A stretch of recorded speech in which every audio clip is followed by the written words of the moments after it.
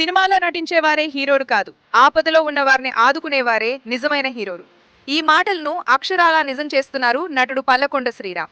షిరిడి సాయిబాబా అరుగుజాడల్లో నడుస్తూ ప్రగతి నగర్ మరియు పర్చూరు ప్రాంతాల్లో ఎంతో మందికి అండగా నిలుస్తున్నారు. తాజాగా ఓ నిరుపేద వికలాంగుడి కుటుంబానికి అలాగే గ్రామస్తులకు ఆయన చేసిన సాయం ఇప్పుడు అందరి మన్ననలు పొందుతోంది. ఆ వివరాలేంటో చూద్దాం. పర్చూరుకు చెందిన గోపి ఓ నిరుపేద వికలాంగుడు. గత కొన్నేళ్ల క్రితం తండ్రిని కోల్పోయాడు. వృద్ధురాలైన తల్లి, భార్య, ఇద్దరు చిన్న పిల్లలతో బతుకుబండిని లాగలేక సతమతమవుతున్నాడు. ఇలాంటి క్లిష్ట పరిస్థితుల్లో ఆ కుటుంబానికి దైవంలా తారసపడ్డారు పల్లకొండ శ్రీరామ్.